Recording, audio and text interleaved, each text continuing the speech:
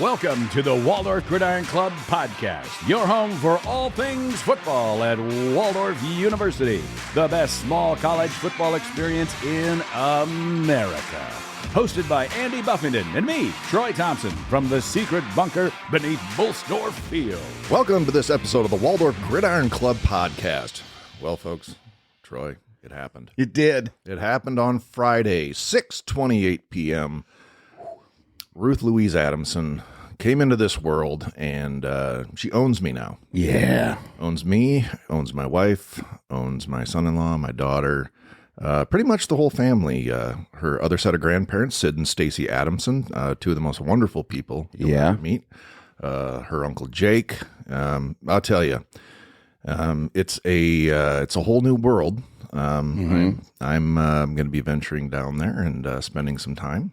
That's great. With the little one and the family and trying to support them and help out and everything else. So yeah, she came along Friday. It was great. Yeah. Yeah. That's awesome. And at night, you said just about 6:30. Yeah, our daughter sent us a text at like 4:30 in the morning saying, hey, just so you know, I've been in labor for a couple hours and so then I was like, well, I'm going to get up and go to work for a couple hours, and then shortly thereafter, she sent another text that heading to the hospital. Oh boy. Okay, well, I'm not going to work. Can't concentrate. So headed down to Missouri and got to the hospital, went straight there, because you don't want to miss anything. But then we sat there for like another, 7.5 hours. Oh, yeah. And then, we got to go back a little after 8 to meet our granddaughter. Yeah. Ruth Louise. What a great name. Yeah, it's a wonderful name. She's named after my son-in-law's grandmother. Okay. Another wonderful person. And Louise is a family name for us. My mother, her middle name is Louise. One of my nieces' middle name is Louise. Yeah. My daughter, Isabel, her middle name is Louise. And now my granddaughter, another Louise in the family. So yeah, it's been quite a week. On Monday, my mother finished her last chemotherapy. Okay. So she's looking great, doing really well. Unfortunately, after it was all said and done, she had to go use the restroom. Her toe caught, and she tripped, fell, broke her wrist. Holy cow. Yeah. So something as simple as that. She just likes the attention. I think that's what it is. There's competition coming her way. Oh, absolutely. Yeah. Well, I hope that she's doing okay. She's doing great. Yeah. I mean, the toughest person, most brave, wonderful human being, my mom. Too much emotion to really talk about and not sound like a blithering idiot on the podcast. You got a lot of emotions getting punted around the field right now. My goodness sakes. The people tell you that, you don't understand what it's like to be a grandparent until you are. And you think you do, but you don't. Yeah. Had a conversation with my wife this morning, and I said, I can imagine in a couple of years when she's starting to talk and, Grandpa, can I have a giraffe? Like, that's ridiculous, Ruth, as I'm on my phone going, how much does a giraffe cost? How do you keep a giraffe? Do I steal one from a zoo, and how long would I be in prison? Google, how tall does my fence have to be for a pet giraffe? Yeah, I don't know what I wouldn't do for that child. Yeah. But yeah, it's great. And I guess I do want to, the one thing, if we're talking about non-football stuff right now, obviously, you don't understand the importance of, obviously my kid, I know her well, but your son-in-law. Yeah. My son-in-law, Joe Adamson, is an incredible, incredible man.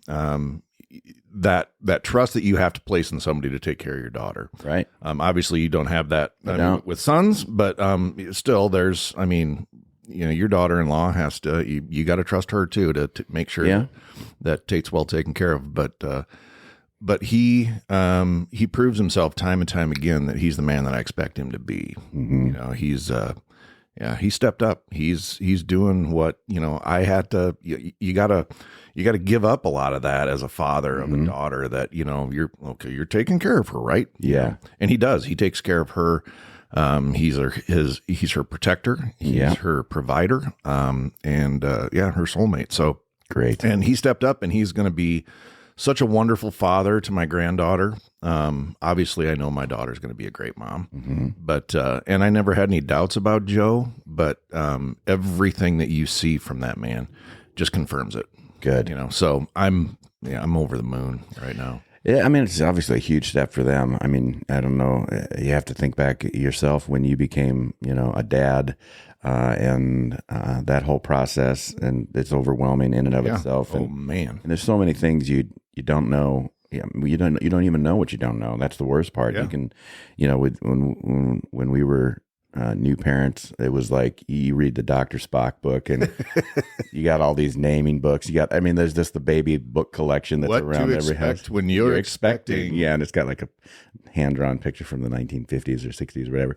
Exactly. Yeah, we read all those books, and and I can't say that we read them cover to cover, to be honest with you. You really try, but then sometimes it just makes you more worried about all of the things that could happen, and you just put your faith in God and your relationship, and you have this responsibility to bring this new life into the world and all of that. I think I'm not a grandparent obviously yet, but someday. And as we, I have been talking to, people that are grandparents, and as we get nearer, I think that time, my observation is, and I guess I'll find out if this is true, and you will now too, is that you'll be able to verify it for me, is that you'll see as your grandchild develops and ages your own child in them, that it's the only way for you to be able to see your own children at that age ever again.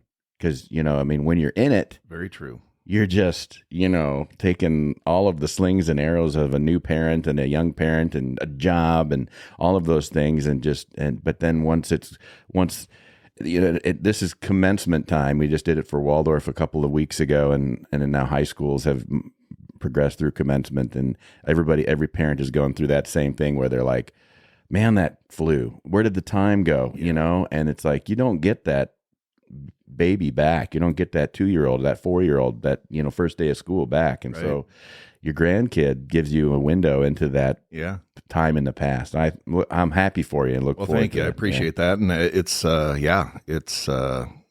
a new world for me, and it's just joy. I mean, that's really the only way to describe it. There's some fear and trepidation and stuff like that, but I know that my daughter and son-in-law are going to be great parents, and they're going to do everything that they need to do for that little girl. And between those two and then her 4 grandparents, hey man, she's fine. Yeah. She's going to be just fine. Well, family support is so important, isn't it? And that's part of the reason that we, did this show, is to help parents connect with the players on the team that they don't necessarily see it. They won't see every day the kids talk about and see what's going on.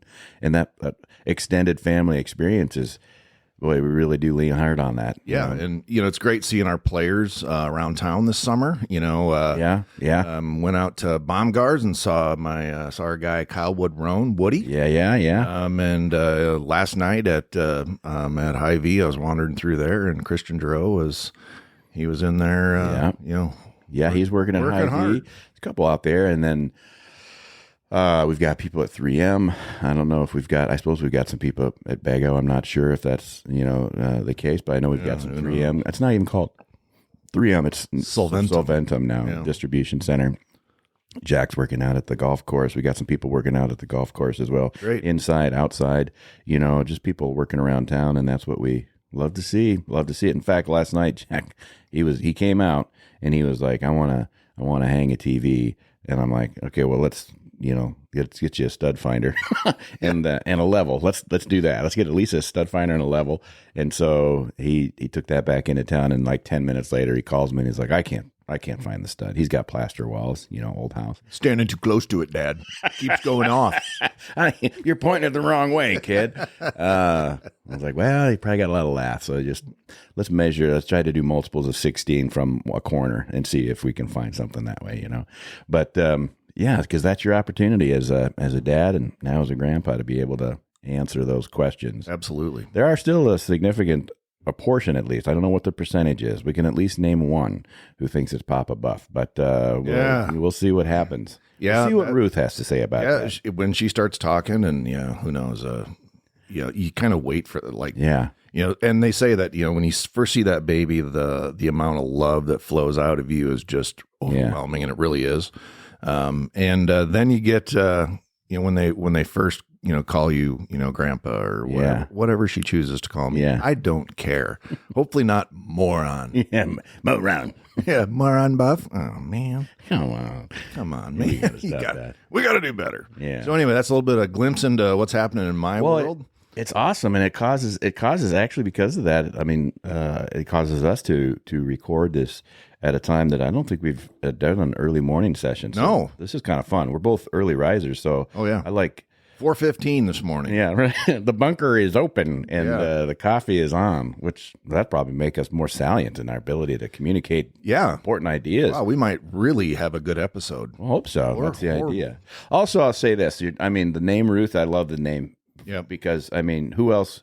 Look, there's only 66 books in the Bible, and they're not all great names necessarily for a child. Ruth is a great name for a girl. Gets her own book in the Bible, and what a story that is too, and a story of true faith, which is amazing. So just a wonderful, wonderful name. So very happy, and that's so great because I know that my granddaughter is going to be brought up in faith. My kids are, their faith is very strong. It's very important to them.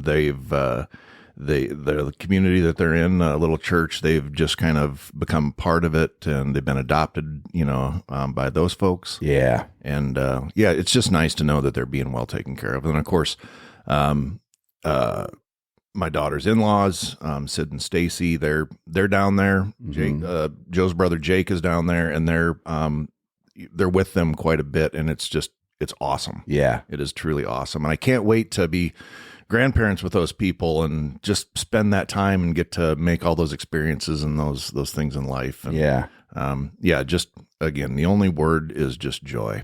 Joy and love, man. It's wonderful. Awesome. It does change our recording time a little bit, and that's really, I like it. Maybe if we can get coaches in here at this time of the morning, that'd be something. Wait till I retire. And we got less than 3 years. We'll just be doing this at like 6 in the morning. Like, let's do 10 episodes today. All right. We'll just get them knocked out. We got it. Or early afternoon, because the early bird dinner is coming up. Exactly. And we got to make that. Got to be to the buffet by 4 to take that $1 off. Times are tough. Oh, yeah. Yeah, goodness sakes. Well, speaking of dollars off or dollars on, I thought that today we might be able to broach a subject we really haven't spoken about. We've mentioned it in passing, different things that are happening. But name, image, and likeness, otherwise known as NIL, is something that has been since 2021. I think 2021, maybe 2020, around that time, right in that time frame. Yeah, there was the NCAA decided that they were going to allow student athletes to be able to profit off of their own name, an image, or a likeness in a variety of ways. And so we're going to get into that today, and I guess we're going to we're expressing our own thoughts about it, and how, and I guess with the NAIA that exists as well. It's across the spectrum now. It has, it starts with the NCAA. They were very reluctant for eons to share any of the billions of dollars that they generate. And the universities were in league, obviously, with the NCAA. That was changed. I think there was actually a Supreme Court case. Well, there was a court ruling and it was a student athlete that that petitioned the court or filed a suit against, and I don't know if it was against an institution or, but basically the court said, no, these athletes have the rights to their own name, image, and likeness. Right. So that the university could not profit, to say, hey, go down to, Bob's car dealership and, tell him that, hey, the Iowa State Cyclones love Bob's auto shop. And, right. And then the university would get the money. I don't know how that worked before, as a sponsorship deal. But then these kids are, they're the ones that people follow. Let's look at Caitlin Clark. Now she's benefited from NIL and a lot of endorsement deals and stuff like that. But the reality is that, if it would have been another time, it would have just been, Caitlin Clark everywhere, but she doesn't see any benefit from the use of her name, her image, or her likeness. So, it's, they were, the universities and the NCAA were consistent in their, statements that it was an amateur sport and they have to protect the amateur status. It was of college sports. It was. Yeah. And then in the meantime, though, so like in Iowa, for example, our head coach, say at the University of Iowa, makes more money than the governor of the state of Iowa. Quite a bit more, yeah. Yeah. And that comes not only from the university, but they also can do and get endorsements, and they could always do that.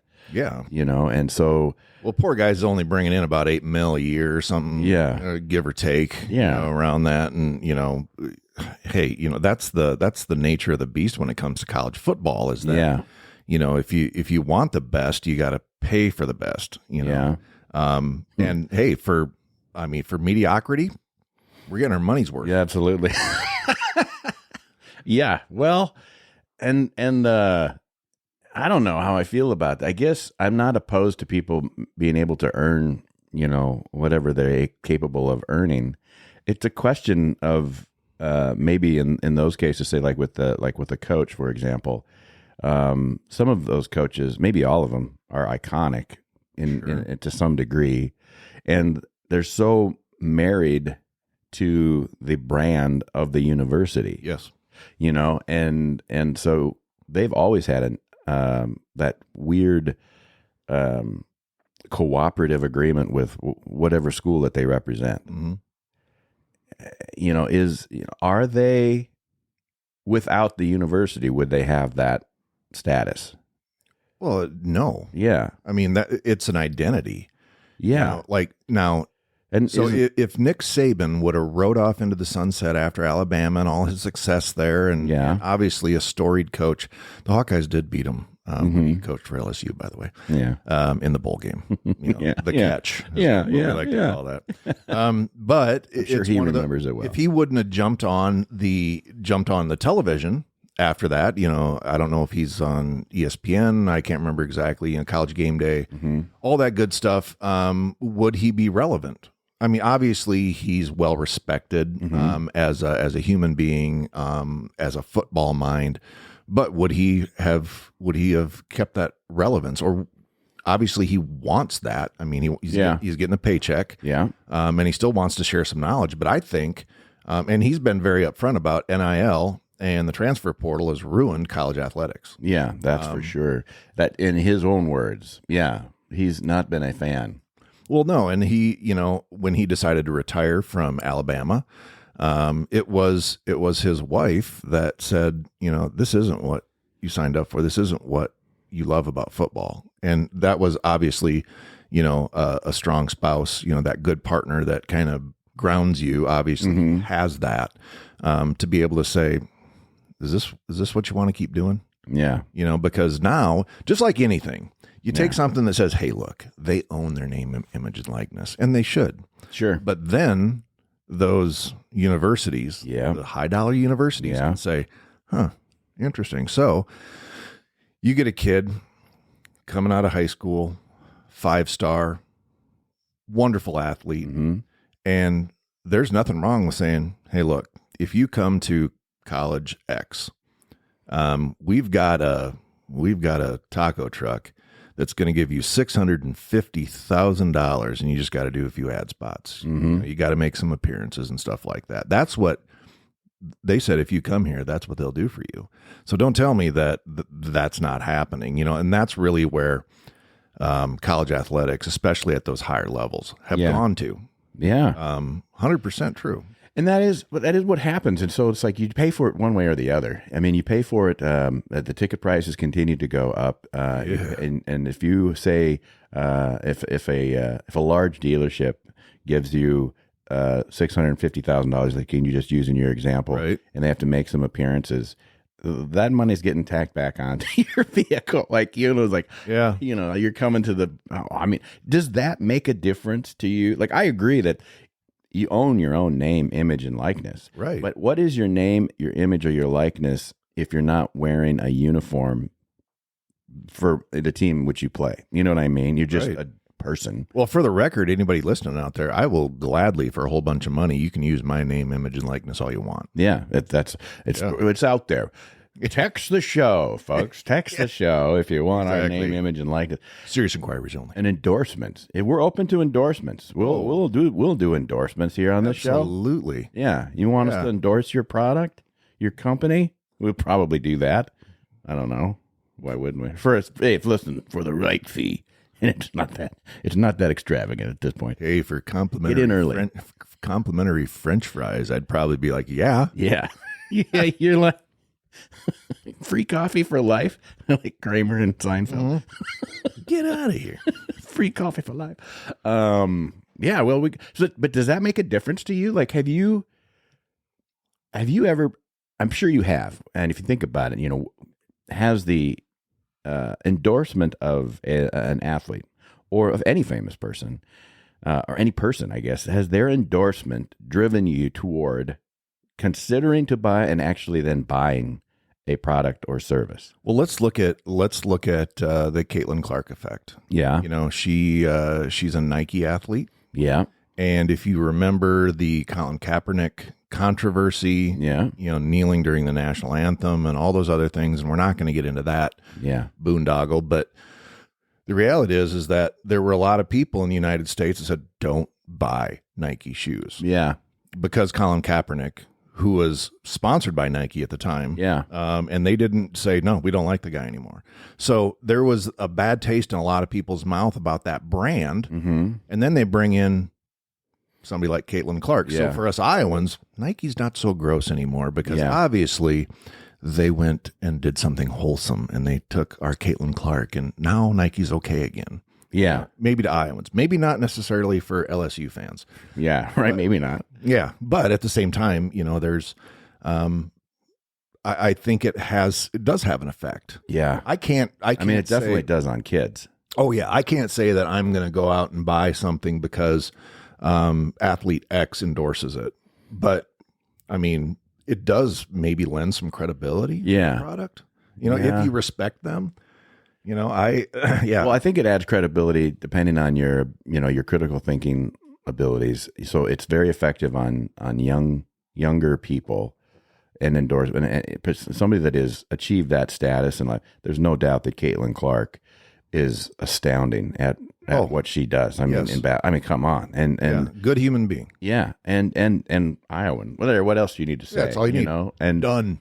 But then at the same time, it's like, I don't know if I still don't. I'm not a huge Nike fan. I know that like Waldorf does a lot of Nike stuff too, and that is the deal that they have or whatever, and that's fine. But I'm not a huge fan of Nike personally. But so I don't know if Caitlin will influence me to change my opinion. Right. But my kids still are determined to go into the Nike store. Oh, really? Okay. Yeah, they're like, let's go into the Nike store. I shop for prices. I don't really shop for brands. That's right. I try to be as frugal as I can with everything I do. So I've gotten to the point now where I've decided that I do like the tennis shoes or the sneakers or what do you want to call them, whatever. They slip on. You don't have to tie them. You tie them once and you slip them on. Not like the kids used to do where they just like smash their feet into them, but like you can actually, they're meant to do that. Step-ins, yeah. But not the skater shoes. Oh no, you know what I'm talking about? I do. Yeah, board. Yeah, I know. What are those called? We don't even know because we don't buy them. The Vans. They have some cool shoes, but I didn't never buy them because I have an association. I associate of mine, so it does work with what I'm not a skater guy, so I'm not going to do the Vans thing. And then what are the other ones that everybody the little slides that the Hey Dudes? The Hey Dudes. I think those are terrible. I have one pair. Do you? I won't buy another because they seem really. They're comfortable. They are. They're light. They're comfortable. Yeah. But here's the thing about those shoes is that when they first came out, they were they were at a price point where it'd be crazy not to buy them. Well, you'd be giving up money. Well, geez, it's like, okay, so you're spending $24 on a pair of shoes, and they're not exactly, the nicest things in the world, but at the same time, now they're like, what, $79? Yeah. And what's changed? I mean, nothing has changed. Ugh. They've got more designs out there. And I mean, talk Big about deal. they don't even, their whole design concept is not even trying to show craftsmanship. They're just like, we can't sew and turn it inside out so that you don't see the seams. We're basically just sewing the seams on the outside, slapping a thing on the bottom, put a little foam in it. You're welcome. There you go, kids. I don't know how those became so popular. There was probably somebody that endorsed Vans that are not Hey Dudes. Yeah, that I can't think of. Now, I will say the shoes that I'm wearing right now, look at these bad boys. Nobody can see it because it's audio. $28. No brand name. I couldn't even tell you who made them. Off Amazon. Probably comes out of China. Now they're probably $1,122 because of tariffs, but they're it's all good. I got 2 pairs. I got a white pair and a red pair. If they had purple, I would have gotten purple, and I would have had them all for $28. And they slide on. You can't go wrong. Yeah, they're little. I've got my Columbia hiking boots. There you go. They're that's a warm. solid brand. Yeah, absolutely. They're warm. The pair the ones I'm wearing now replaced a pair that I still have, and now I've got the ones that I can wear for every day, and the ones I can wear and get filthy. That's a dad brand. It is. You know what I'm saying? New Balance used to be a dad brand. Now it's kind of cool, but not as cool as like Nike and all these other places and everything. But yeah, there's certain dad, like you do have those $100 plus pair of shoes, but they last for 20 years. You're still wearing them. Well, they need to. Yeah. Yeah. Red Wing boots. Absolutely. Yeah. Yeah. Those things that are just, they're iconic and they last a long time. And, as you get older, I don't know, I think it was probably 1993. I stepped off the fashion bus and it hasn't made a stop at my location since. They just closed that route to you? Yeah, I think so. And I don't care. Coming by. I don't care. I'm looking for comfort, convenience, and cost. Now you got to walk in your own neighborhood. And it's all just like cargo pocket, shorts and comfortable shoes that are going to last. Yeah. Got to have that little cargo pocket. They don't have any NIL contracts with anybody. No. Maybe there should be NIL for dads. Ooh, I'm in. Start something completely new.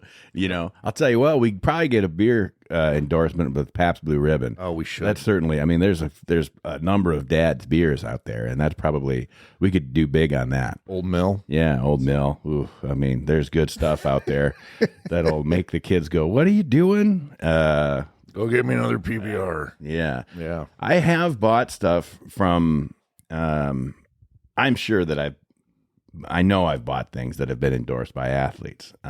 And of course, when I was paying attention to stuff like that, they were not college athletes. They were just, professionals or whatever. I think Michael Jordan was probably the number one factor in that. And he's got his own brand and has had it for over 20 some years now. The Jordan. I 1984, 85, sitting outside of Decker Sporting Goods in Mason City before they opened to be the first one to be able to buy Air Jordans. Did you believe that there was going to be some transfer of his skill in those shoes? Somewhere deep in your little heart there? No, I didn't have any delusions of grandeur. Yeah. I knew that I wanted to be a good basketball player, but no, it was mostly the status. That's really what a lot of kids, I got Air Jordans because number one, I had the money to do it, and number two, nobody else had them. Yeah, but that's cool. Yeah, couldn't wait for basketball practice. Look what I got. Air Jordans. Yeah, I still can't jump. My brother didn't play basketball at all, and he was all about buying the Jordans. And now, let's not necessarily taking out of the sport. He was iconic. I mean, there's still is. Clearly, there was an intentionality behind Michael Jordan. I think that was part of how he actually maybe got his. There's a whole bunch of documentaries now that's been retired forever, but like I think that was part of his deal with the Bulls. Maybe is just like the Nike and all. Maybe it was just a deal with Nike. I don't know. Like he could had his own brand and whatever. His mom was part of that, I think. But there was just this done pretty well with it. He did pretty good. Yeah, he's doing okay. I don't think he'll be in trouble anytime soon. Him and Oprah are doing okay. I think that the intentionality was, but people did believe that this will make your game better. And that certainly applies to golf. Oh, absolutely. 100%. Yeah. There was maybe golfers might be some of the I dumbest. saw a cartoon that I saw a cartoon. It might even have been this morning. There was two windows, and over one window, there was this big long line, and it said "newest driver," and the other window didn't have anybody standing in front of it. That said golf lessons. Yes. Yeah. I mean, that's where we are. That's exactly right. You know, yeah. If I just got this driver, Well, I mean, when the Big Bertha came out, like, well, yeah. that's what's going to do it. And now it's like you go out to the golf course and, you know, everybody's got that toaster on a stick. I mean, those things are huge. Yeah. And I got one too. But, Yeah, you know, yeah, still, yeah. and I don't spend a lot. I don't golf enough to spend insane amounts of money. But, I mean, like, I'm a fisherman. Yeah. And, you know, you can go into a store and spend $300 or $400 on a fishing rod. Oh, yeah. Now, I will not do that. Yeah. The Berkeley store in Spirit Lake, Iowa, folks, you know, any $30 or less for name brand great poles. Yeah. And that's where I buy my stuff because it's cheap. Yeah. Because I'm cheap. But You can get a good pole. You don't need, but you at know. the same time, you know, we talk about, okay, there's a guy, he's they call him Mr. Crappie. His name is Wally Morgan. Yeah. And I was down at Rogers Sporting Goods in Liberty, Liberty, Missouri, at their store. Great store, by the way. Love Rogers. If you'd like to endorse me, Andy Buckman, 51436. So anyway, Text the show. yeah. So I was down at Rogers, and they had like a professional day there. Yeah. And there's Wally. Now I've seen him on TV and stuff like that. So, you know, I just kind of migrate over. And we were talking about jig bodies. You know, just the little swim tail things I like to use. And he was talking about that, and I bought 8 packages. Yeah. Now, I spent less than $30. Yeah. But at the same time, like every time I love them. Yeah. They're high quality. Yeah. And they catch fish. Yeah. There you go. And so, like, that's my thing now. Yeah. You know, because I was using a Berkeley power bait. It's called a ripple shad. And, you know, they're great too, but they're like $7 for 8 of them, you know? Yeah. Now, my man Wally, for Mr. Crappie. $2.99, I can get 15. I mean, come on. I mean, why? I mean, it's all about scale of economy. He's undercut in Berkeley. Yeah, but I stood there and talked to him for a little while, and he sold me. Yeah. And then it's like, well, I got these, I met the guy. Yeah, I was talking to Wally. I was talking to Wally, and he was trying to sell me this stuff where these clear things, and you dip them in this dye, and it changes color and everything else. I said, Wally, I don't want to spill that in my boat. Well, let me show you this pen. Yeah. So anyway, that's where I was influenced. Yeah. By. Now, But that worked out for you. well, right. And You're kind of endorsing his product now for him. So that's of course I would. Yeah. And it's one of those, he like, you know, he and I are probably now very close friends. I mean, that 15 minutes was probably pretty very memorable. Yeah, for him. Yeah. Yeah. He's like, what's your address? I'm going to send you a Christmas card. Yeah, right. Yeah. Yeah. But no, I really enjoyed one of those, and it's kind of like, you know, I'll try these. Yeah. And then you like them, and you know, as somebody that's a fisherman, You like them more because you met the guy and you have that story to Maybe. tell, or you like them because of that and they work, or well, they work and they're durable. That's the go. biggest thing. That's why you use a plastic bait, because not like a live bait where one fish, maybe yeah, one minnow. yeah, You know, if you're lucky, you can catch a couple fish on a live minnow. Now they work better, I think, but for me, a lot of work. Yeah, Constantly for me, it's rebaiting. throw on a plastic and it looks like a fish and it swims like a fish, and Fish are dumb. they are. Yeah, Yeah, and I've caught a lot of fish this spring. yeah. And enjoyed the living heck out of it. So, a few walleyes too. Troy. Okay. Caught a few. I mean, what can you do? So that worked out. That worked out for you. Yeah, but that's. You ever had some that didn't? Yeah. I mean, sometimes it's weird because, you hear people talk about colors all the time. Yeah. You know, especially bait shops. Well, you need purple. They're biting on purple now. Like, okay, I'd like 10 of those. And so you're buying all this stuff. Well, they're trying to sell product, and I'm not saying they're lying to you, but then you go out and you use your purple, and your buddy's got on a yellow, and you're thinking, you're dumb. Yeah. They said in the bait shop. And then he pulls in the same fish you're pulling in. Like, wait a minute. Yeah. How did I fall for that? And the fisherman will change baits in a heartbeat. They're like, got to switch to yellow, got to switch to chartreuse. Oh, absolutely. Oh, yeah, chartreuse is my color. So, yeah. But the thing is, when it comes to things like that, I don't have a problem walking into a bait shop and spending some money because, by and large, you don't have national bait shop chains. Right. I mean, you can talk about there's Cabela's and there's your Cabela's, like Bass just Pro, everything. All those guys but they're just selling stuff. They don't. Yeah. I mean, you don't have the guy, the Fleet Farms of the hunting and fishing world, right? But you don't have the person which also has hunting and fishing. When it smells like minnows and worms, yeah, and you're in a good spot, and the guy's standing behind the counter and he's spitting into a bucket and he's irritated. Yep, exactly. So where are they catching them? In the water? Yeah. They're never going to tell you. But a good bait shop is going to tell you, all right, what you're going to do is you're going to, okay, you see this here jig right there over there on the counter for $3.99? Mm-hmm. You get yourself a package of those. Mm-hmm. You're going to tip it with a shiner. And then you're like, oh, yeah? Yeah. And then you're going to go, and then they get the map out. Yeah. And you're like, okay, you see there's W Bridge. You're going to go north of there up into that tree stand. And then right in there, shallow spot, 6 foot of water. Right. And it doesn't matter if it works or not. That's exactly where you're going to go. Yeah. Because Walt at the bait shop spitting into his bucket told you. And Walt knows what he's doing. Well, he has to. If I met Walt, I would, how I insist on people telling me what the acronyms mean. Like if somebody's like, I don't like acronyms. Coming from the military, I gave them up. Yeah, it's in my world. Yeah.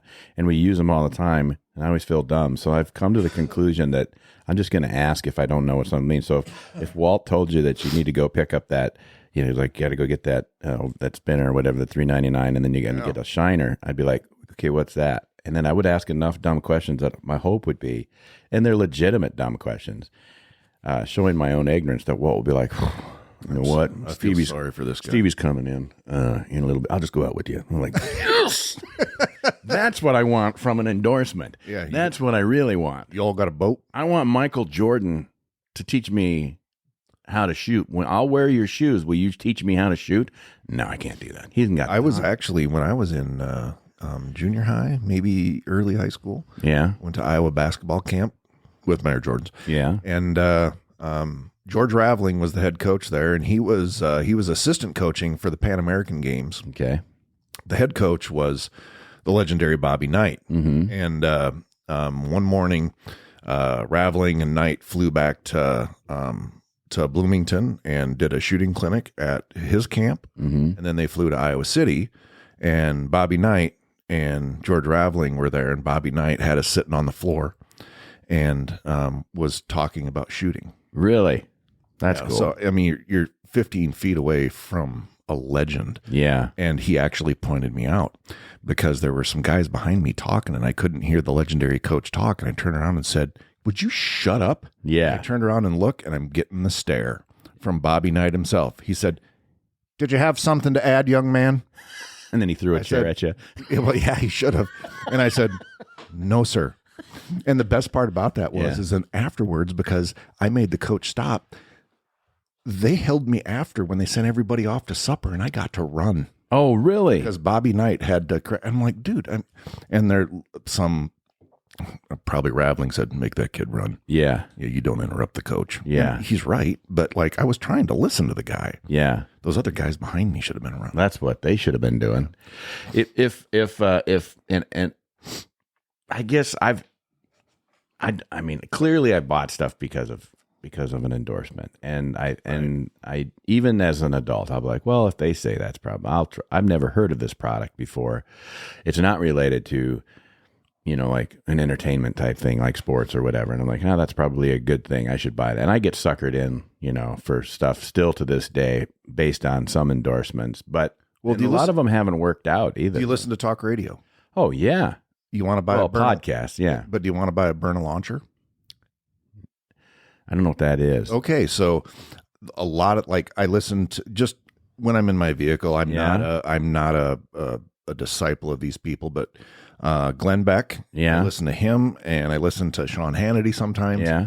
And they both endorse the Burna launcher. It's a non-lethal weapon that fires kinetic rounds and BYRNA. Yeah. And so it's like, I know that now. You don't need a weapons permit to carry it or anything like that. It's about the size of a cell phone. Again, I'm regurgitating what they're saying. I have endorsed that product to my oldest, who lives in Kansas City. Yeah. They had both of their vehicles got broken into. Of course. Yeah. Yeah. Don't live in a big city. They had and so he's like, Dad, I'm thinking about getting a gun. I'm like, well, I mean, you're a lawyer, so I don't know what you need to think hard about that. It's not like out here in the country, we can just shoot at people willy-nilly. There's somebody standing behind that bullet, you know. He was in my yard. Yeah. I mean, come on. So I did make my recommendation for home security. I always recommend a revolver because it's kind of a fire. You know, you don't have to do too much with it, and anybody can use it, including the person who's breaking into your house. But then I was like, there's better. So I did. I looked it up because I had heard. I couldn't remember the name. Yeah, Berna. And then I sent him the link saying this might be. I don't know how much they cost or anything like that. I don't either. But it's like maybe I should get a couple. Yeah. You know, because, hey, I can have my wife teach her to fire it. Yeah. You know, when you say non-lethal, though, to me, I'm like, well, it's like decaffeinated coffee. Well, yeah, but the problem, I say in this day and age that, you know, somebody breaks into your home and you ventilate their chest because they're going to kill you. You don't want to do that. No, and you have that on your head for the rest of your life. Right, but then you might go to jail. Yeah. You know, they could. Yeah. It was just some poor guy that was trying to make life better for his family. A little bit closer, sir. A little bit closer. I'm not inviting you in, but just a little bit closer to that threshold. Yeah. Well, so that's a good example, I guess, of, I didn't even realize that I was influenced enough to be able to purchase that. But those are, you know, I don't know if Sean Hannity's a sports figure. He always throws that football at the end of the show for some reason. I don't watch. But I remember him doing that. I couldn't understand what he was doing with that. Yeah. But so with sports, though, in college, I don't know if I would buy something just because a college player endorses it, and I probably wouldn't. And I don't buy jerseys, you know, because this is a weird thing. I might have talked about this before, but I don't buy jerseys of anybody, but particularly male athletes, because I'm not their girlfriend. In my mind, I still think of the homecoming auction of the away jersey and then your girlfriend or the girl who wants to be your girlfriend will buy. Oh, you know, very like telling. From very high school. Yeah, okay. And so that stuck in my dumb brain for the last 30 Did your some girlfriend years. ever wear your letter jacket? Oh yeah, yeah. Your class ring. I mean, that was a big deal. Remember back in the day where you'd give your girlfriend your class ring? Like, I want you to wear this. Yeah. And then they'd wrap it at the bottom with yarn based on how big your finger was compared to her One of my girlfriends actually took the yarn off. No, she put a spacer in there. Yeah. So you got a girl. She's like, this is going to have to go on my pinky. Like, so I'm talking about big hands. I know you're the one. That's right. Yeah. So, right. Oh, my gosh. Well, so I don't do that. So I don't think I would. Well, and that I don't. I do have a jersey. It was given to me as a gift. It's yeah. It's a New Orleans Saints number 9. Sure, I'm a big Drew Brees fan. Yeah, Drew Brees. You got to do it. Yeah, go Drew Brees. You just yeah. I mean, I do have a T-shirt that has numbers. There's some numbers you know what they mean. Like, well, you know, if you see 4, you know it's 5. You know, I mean, like there's just numbers that you're like, okay, I get it. But like, I'm a big Tyrann Mathieu fan. Okay, you know, and he, you know, he's down with the Saints now. Yeah. And so my daughter got me a T-shirt that has 32 on it and says Matthew on the back. Yeah. Or Mathieu, or you know, MATTHIEU or something like. I don't know. Yeah. But I'm a big fan of his. I think you can wear hockey jerseys though. That's a weird anomaly for me. I'm not a hockey fan. I don't even know what necessarily all the. I wouldn't know the first are. Give me a Gretzky. What his number is? Gordie Howe. Gretzky, 99. Yeah, okay. Yeah. See, I wouldn't even know. I didn't know that. Mm-hmm. That's how little of a hockey. We're going to have the hockey coaches on here at some point. Oh, geez. Yeah, but I'm like, I mean, what are we doing here?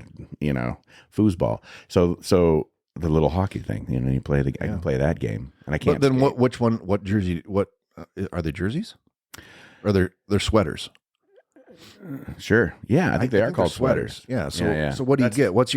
Who's your hockey team? I don't know. I mean, lazily, we just go with whatever is north of us, pretty much for everything. No. And so, I don't have an NBA team, but my kids follow the Timberwolves, I guess, because they're close. Yeah, I suppose. And we're Vikings fans, probably for the same reason. Twins. Proximity. Although I have moved away, I kind of like the Red Sox or whatever, but I don't follow them super close. I'm a Cubs fan. Yeah, there's nothing wrong with that. And that comes from when I was a little kid, when we first got cable. Yeah. Everybody had WGN. And that's always in the summertime, there's not cartoons to watch, but the Cubs are on. Down south, they're all Braves fans for the same reason. Yeah, Yeah, WTBS.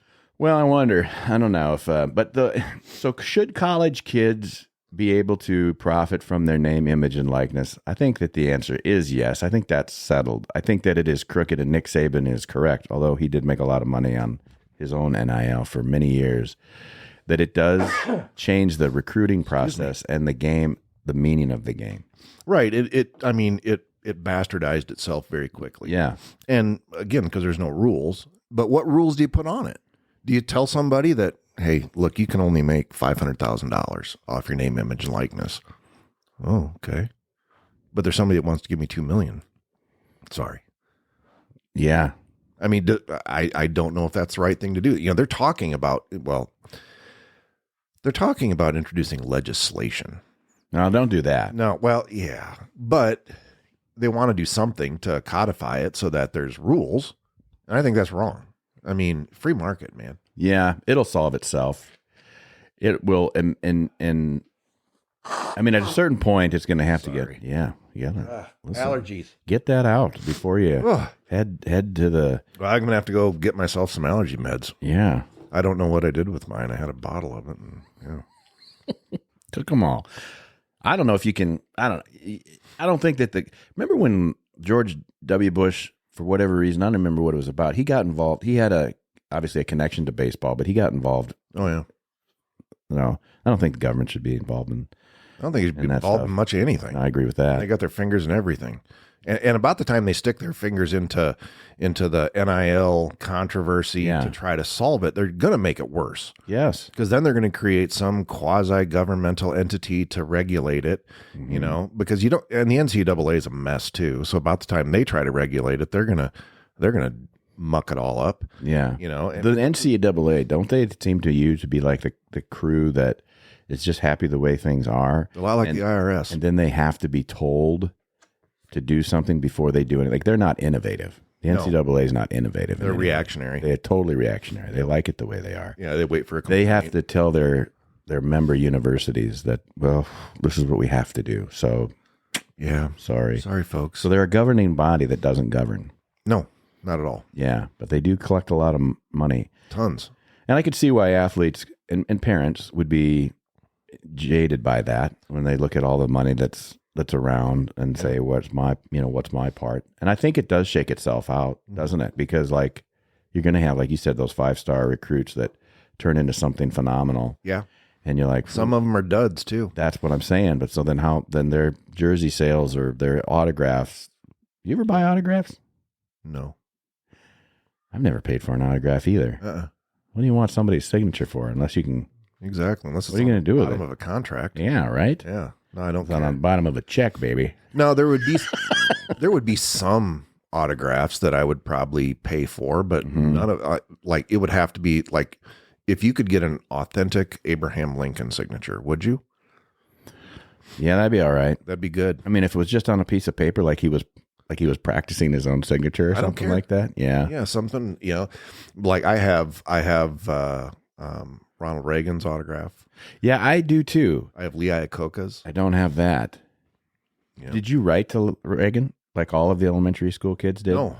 When I got my Eagle Scout. Oh, yeah. He sent a letter of congratulations. Yeah. And it was probably an auto pen, but it was, you can see that it is legit signature. And I was a big Iacocca guy. Yeah. Well, he was amazing, wasn't he? Yeah, absolutely. I've read his book a few times. Yeah. And, how he turned Chrysler around. Yeah. And so the minivan.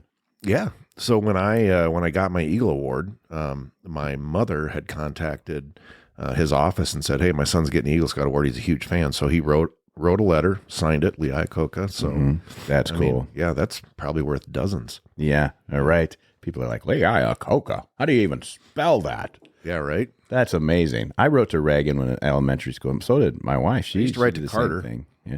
I do have Joe Biden's signature from my retirement. Yeah. Well, good. Yeah, if I could have retired a little earlier, I would have had a much bigger signature. Yeah, I suppose. Enormous, ridiculous. Well, and signature. let's talk about the ridiculous nature of us almost deifying our political leaders. Yeah. We're in the mood. We're always looking for a god. Well, in 1776, we decided to write this thing called the Declaration of Independence that said we're not under the crown anymore. Yeah. Big risk. We don't want to be under the subjects of a king. Yeah. And in the last almost 250 years, we really want a king. That's right.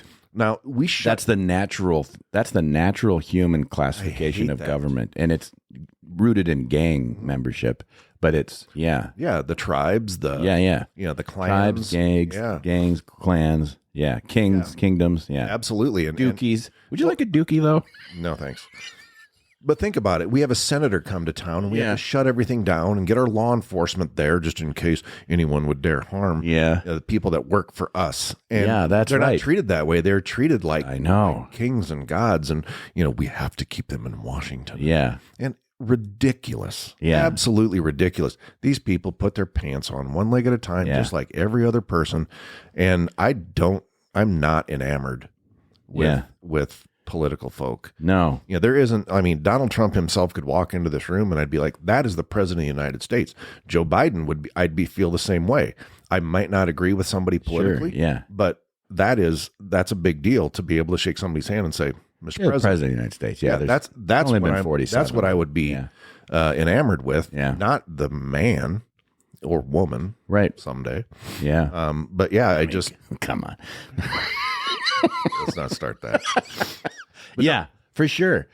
Well, I will say I know more. I know way more about our political landscape than I do sports landscape for sure. And that's just the nature of the personnel that I have, whatever, and my interest. But you're right; they work for us. There's nothing to be. But they're also not in. I guess they could be endorsing things. Usually after they're out, they usually are endorsing things. Usually when they get out, they endorse whoever they're working for as a lobbyist. Now I'm endorsing Boeing. Yeah, I bet you are, buddy.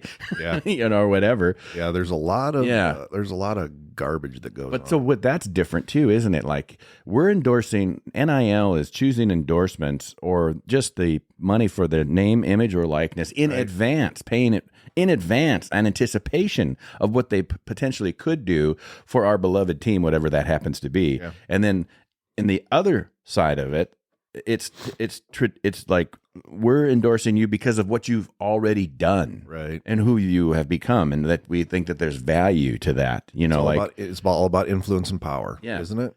You buy Babe Winkleman's blue blockers or whatever because you can see the fish. This is back in the 80s. And people buy are those. Like, I can see. And they did the little, video trick or whatever, and it works. So, and they looked ridiculous, but he had success in that field for a long time. Yeah. It's just kind of weird. I mean, we're paying kids for stuff that they haven't done yet that they're hoping that they will do. Right. Is that how we endorse? Where else is that the case? I mean, they've accomplished whatever they've accomplished in high school, and maybe their NIL stuff continues to go up the more successful that they are in college. Yeah. If you do have a lot of money though behind that, are you motivated to even worry about completing the degree? How many college athletes that are receiving high level NIL money and are on a full scholarship in the NCAA Division I are there to go to college in the first place anyway? Yeah, I don't know. They're there to get into the NFL or whatever, the league or whatever. I just saw a post on X in the last couple of days. David Montgomery, standout athlete at Iowa State University. Obviously, he's big with the Detroit Lions now, and he just went back to Iowa State and got his bachelor's degree. So he went back. Yeah, 27 years old. Good for him. Yeah, I think that I don't know much about him, but he seems like a fine young man that understands priorities. That football is a finite thing. Yeah. That the average stay in the league is a little over 2 years. It's like 2.5, 1.5, 2 years. It's like, yeah, you're right. Yeah. Yeah. It's not much. No. And the wear and tear on the human body, especially at that level is going to be tremendous. So then, you got to start thinking about, well, geez, what happens after this? Yeah. I'm not always going to be famous. There's not very many Michael Jordans out there that their name is going to live on. Caitlin Clark. I mean, right. Yeah. Yeah. Yeah, that's the trick. And I know now that at the NAIA level, all of our football players, they have the ability to sign up. Like they have some sort of thing that they've pushed out. I've seen it. Jack has sent it to me. I don't know what, I didn't follow it. Yeah. Because I'm like, who do you think gave you that name, image, and likeness, buddy? That's right. I own part of it. I ain't paying that. Yeah. Yeah. But let's think about. They get very little. Maybe there are some guys that are getting some money. I don't know. From in the NAIA. I don't know if. I suppose. Boosters are contributing to that. There's just so many more programs, and how do you dispense? And again, are you doing it because you just want to take care of a good recruit because you love that program and you're a business or a business person or a person of means that says, sure, I'm going to use NIL to essentially accommodate a program or a person? I think Farm and City Insurance ought to step up and start. Yeah, Courtney. Yeah, because then, listen, occasionally you're going to have to make some appearances at insurance conventions. And who wouldn't love that? You have to wear a Farm and City Insurance FCIS logo shirt, and they just think they work there. I look at this too, is that there are kids out there that are coming into college that are phenomenal athletes. They're standouts in high school that probably don't come from much. Yeah, they might have had a tough upbringing, and their families working hard to try to put it together. And then when they start, if they have the skills, at least in high school, how do you blame a kid when they say, if you come here, that we're going to be able to do this? They're able to really help their family. Yeah. Help the. So how does that affect, Andy, their say like their FAFSA, for example, right? Okay. So if you fill out the free application for federal student aid, which is given to everybody with a pulse, and then, so it's like, but you have to meet certain parameters. Anybody that's alive can borrow $5,500, $6,500, $7,575, based on what year you're in school. So $27,000 is all you can get federal loans unless you go into a graduate program. Right.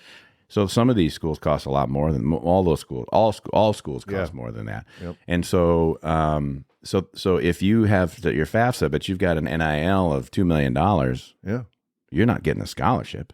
And now what? But then you do, though. But you do. Yeah. So now the college is saying, we're giving you your education for free, which they were already doing in the Division I programs, giving you this for free, unless you're a walk-on or whatever. Yep. And now we're saying, but so you're still kind of screwing over somebody else that is paying to go to that institution, who's not playing a sport, who's not being on national television, who doesn't have NIL, although non-athlete students can also and have always been able to sell their own name, image, and likeness. There has never been rules on that, whereas now there were for athletes, because you don't own the mascot. No. You don't own our colors. You don't own our tradition. Right. Now they're glomming onto that, bringing their talent and their tiny 1, 2, 3, maybe 5 years max, time there with that program, glomming onto those colors and that mascot and that tradition and getting paid for it. And the school is still giving them their degree for free. Mm-hmm. And do they finish? But they can afford, because of NIL, to pay their, they're really getting a good deal. Yeah. Hey, hard work pays off. Absolutely. And I'm not saying those kids just get in there. There is a lot of hard work. There's a lot of dedication. Yeah. It's about getting better every day. Those kids don't just wake up and they're a 375-pound, 6'9" kid. That's right. You can get those kids all over the place, but are they willing to put in the work? Yeah. So there is something to be said for that. Yeah. I think it's tough for the NAIA across the board. It's just a different mindset. Yeah. But on the flip side of that, with the transfer portal and the NIL and all of these things that have come into play in the last few years, I think that does provide the NAIA additional opportunities with talent that maybe they didn't have before. Because I don't know if it's more stable or less stable in the NAIA versus the NCAA. You'd have to imagine that it's a little bit more pure. Well, that I do believe. Yeah. I think because the money's mostly out of it. Yeah. Yeah. These kids are, and they're probably, a lot of them are still paying. Yeah. To go to college. Yeah, they are. Yeah. Yep. And so again, that doesn't take away anything from the NAIA athletes. It's just that the focus is going to be on that Division I, feeder program to the pros. Yeah, really, that's what it is. I think there's probably a huge drop off between NCAA 1 and 2. FBS to FCS. Oh yeah, right. And then even down to Division II. Yeah. And Division III NAIA. I mean, your NAIA I think is above Division III. It's. I agree. Yeah, it's in that Division II realm. They're the Wild West. They can do what they want. Their schedules. They sort of mirror, from my understanding, what the NCAA does, but they're a loose governing body as well. Yeah. I'm glad we're in the NAIA. I think it's the perfect place for Waldorf, and I'm obviously extremely happy to be in the GPAC and looking forward to what this season brings. And it is great to have our athletes. But here's the difference. I mean, look, if we started out our program, besides talking about Baby Ruth. Endorsement. Let's get an endorsement for crying out loud. I think that was how that got its name, by the way. Grover Cleveland had a daughter named Ruth, and I think they did that. Interesting. Anyway, sidetrack there. Our kids are out there working at Hy-Vee, Solventum. Did I say that right? I mean, the golf course, all these other places here in town. Why? Because they want to earn money. They want to stay in town and be with their teammates and work on football while they're here and build that camaraderie. And in the meantime, nobody's paying them for their autograph. No, not yet. I kind of like that. I do too. Yeah, the purity of the sport at this level is it's pretty great. Yeah, and again, I'm not saying that there's still something about Division I atmosphere, game day. It's big time. Exciting. A lot of people. There's and it's just. I still love college football. Yeah, through in and throughout. Way better than from Division III all the way up to Division I and NAIA and everybody like that. Love watching it. Love being part of it. Love being able to talk about it. But I think at some point something's going to have to be done with the NIL just because of the folks could take advantage of it. Again, back to hey, you come here. Now let's look at Caden Proctor. Caden Proctor was a kid from, I think he went to Southeast Polk. Okay. He was going to go to Iowa, and everybody was so excited. And then Alabama came in and said, hey, you want to come on down here to Tuscaloosa and play football? And they offered him a lot of money. Yeah. And then he was there for a couple of years, and then, you know what? He's going to go back to Iowa. Did he get an NIL deal to come up to Iowa? Well, somebody down in Tuscaloosa said, he's ours. And he transferred back.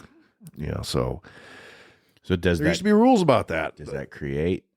I mean, there was a whole Barry Switzer, like when we were much younger. Oh yeah, Oklahoma. They just, it was a scandal. And you were talking about paying players and paying their families and getting mom a nicer house or a nicer apartment or whatever. And his argument was, this is what everybody did. Charlie Thompson was like one of those players that fell through and got in trouble. And then after that was all shaken out, those guys got into trouble later in life. Like it just kind of wrecked them. And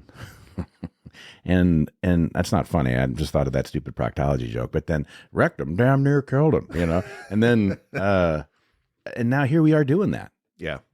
Maybe that's what it was. Before it was a black market type situation. It was under the table. Now we've eliminated that. Yeah, 100%. And that's, I had a friend at Waldorf when I was here that was recruited by a Division I program. And, it was the things like, I'm flying down there this weekend for another visit. And I said, really? Yeah, my aunt's paying for the ticket. Oh, really? Your aunt's paying for the ticket? He's like, my aunt's paying for the ticket. And you know how it is. Yeah. And like talk to some of the guys, like I went from Waldorf to UNI, and there were some kids on the football team that went down to UNI, and they said, well, it's not as big time as Division I, but you can go say, hey coach, I can't pay for my books. they're like, don't worry about it. Yeah. They'll take care of it. Yeah. Little things like that if the NCAA would have got word of that, like, oh, yeah, you paid for their books. Yeah. I mean, they're supposed to shell out $1,200 a semester out of their own pocket for textbooks that they're probably not going to open. What a racket. Yeah. And then they're going to come back and give you I'll give you $40. Yeah. Oh, man. Dumb. I don't know if we solved anything, but I'm glad we had a chance to talk about it, because nor should we. It's out there, and I know our athletes think about it, and I hate it. You hate the idea of, there's so much that these kids have to do. Well, for one, to be successful students, and to be successful athletes. What it takes to be a college athlete, regardless of your level, is 800 plus hours a year, in addition to what you're doing on your study program. So, and then they're working, and you hate to see, like in their mind, they're already, sometimes I'm sure they're coming and going, well, I'm not going to Division I. Maybe I'm Division II, maybe I'm not. I don't want to do Division III. Check out another episode why that happens. And then, so it's like, do they have some doubt in their mind about their capacity in an NAIA level? Yeah, there's probably that a little bit, because every kid, every young man, particularly, I think, would say, what would it, is there another level, whatever. Sure. But then I think that we've got some very level-headed people, and they're just like, no, this is a great level for me. This is where I want to be. I can compete. I can play. I can get good. Yep. I'm also going to go on and have a normal life after this. And we do have players that are like, and I'm going to continue to go to the NFL. And I'm like, I hope that's true. I hope that's true, but it's very unlikely, right?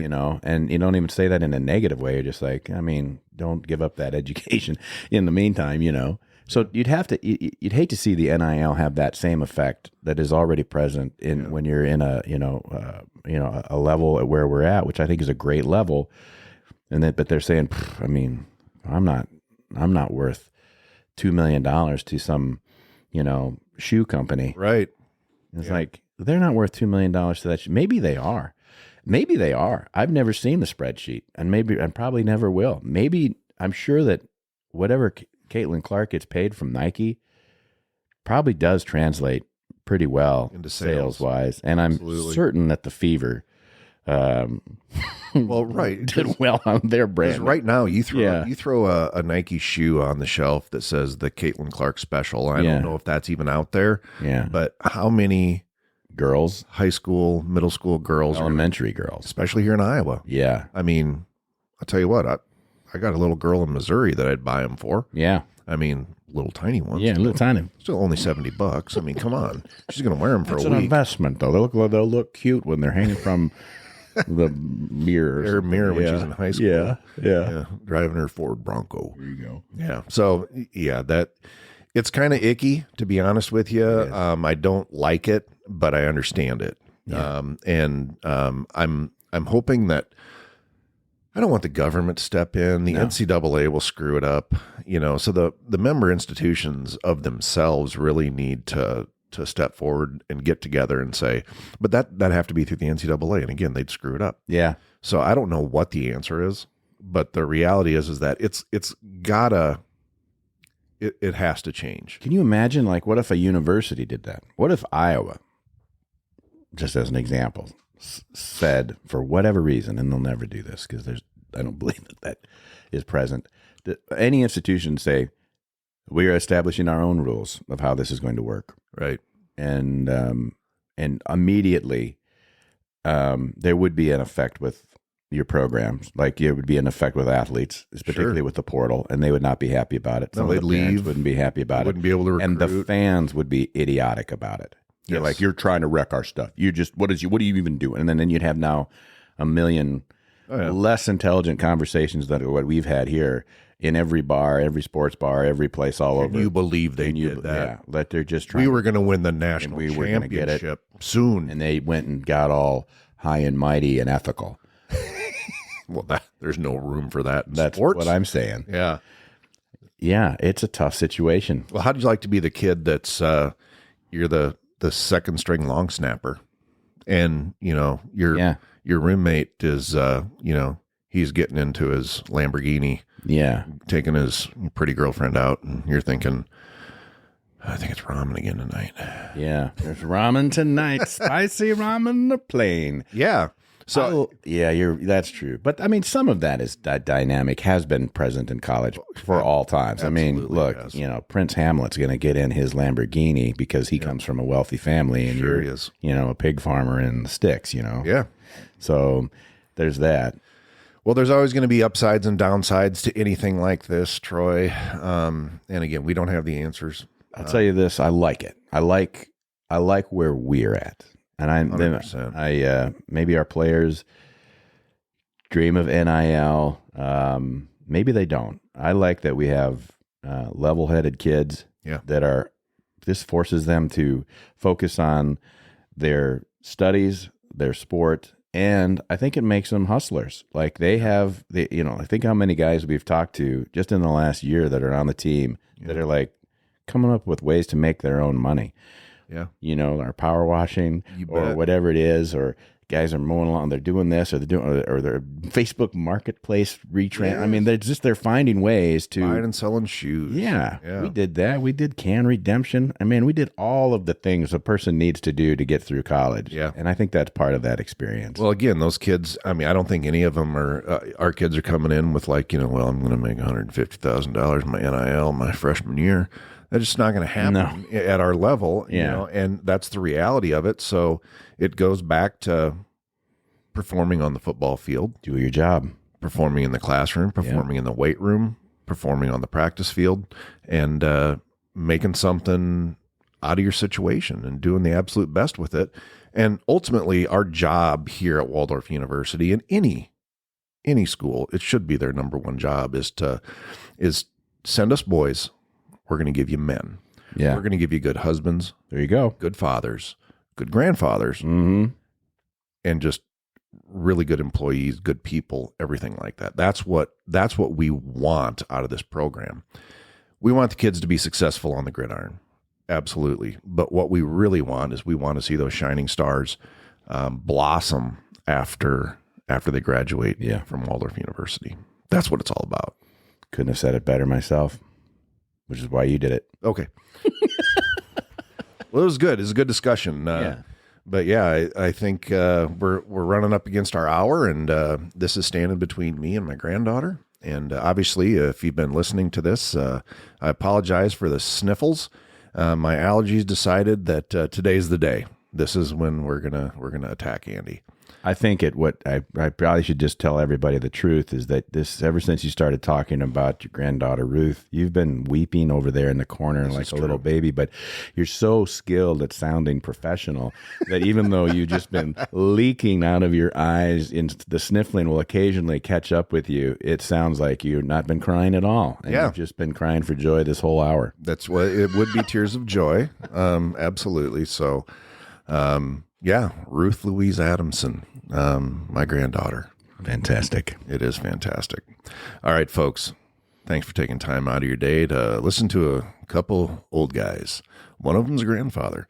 Talking about football, NIL, and life. Hope you enjoyed this episode of the Waldorf Gridiron Club podcast. Remember to text the show.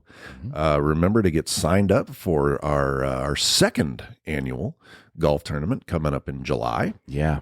Should be a good time. Pretty affordable. You'll be able to see it on our social media and things like that. I believe, what is it? WGC events or Woo Gridiron Club Events at gmail.com. Gmail.com. Yeah. Yep. So sign up there. Get registered. It's going to be a great time.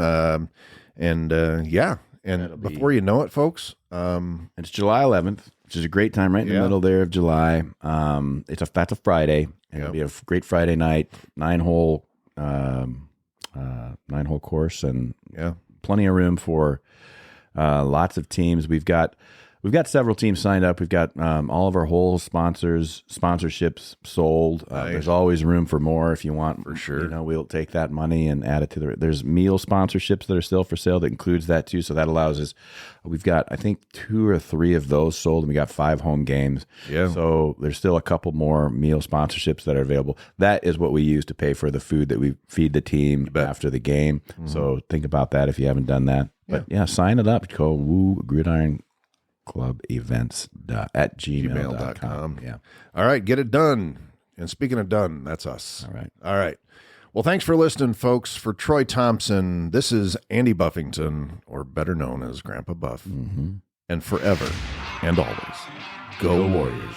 You can join the Waldorf Gridiron Club and be part of the best small college football experience in America. Just visit our website and pick your membership level. Find us and everything Waldorf Gridiron Club related, including professional photos, at waldorfgridironclub.org. You can also click on the Support the Show link in the show notes to donate. And you can even use the United States Postal Service by sending your check to the Waldorf Gridiron Club, P.O. Box 125, Forest City, Iowa, 50436. It's tax exempt, hassle-free, and has a level for every budget. That's right. Anyone can join, even our rivals. Show your colors. Join the Gridiron Club today. Get it? Got it. Fantastic. The Waldorf Gridiron Club podcast is hosted by Andy Buffington and me, Troy Thompson. Produced by Sunnyside Farm Studios in beautiful rural Forest City, Iowa. Platformed by Buzzsprout and music by Soundstrike. The Waldorf Gridiron Club is a 501c3 nonprofit organization dedicated to the student athletes of the Waldorf University football program. Our mission is to assist the program in maintaining the best small college football experience in America.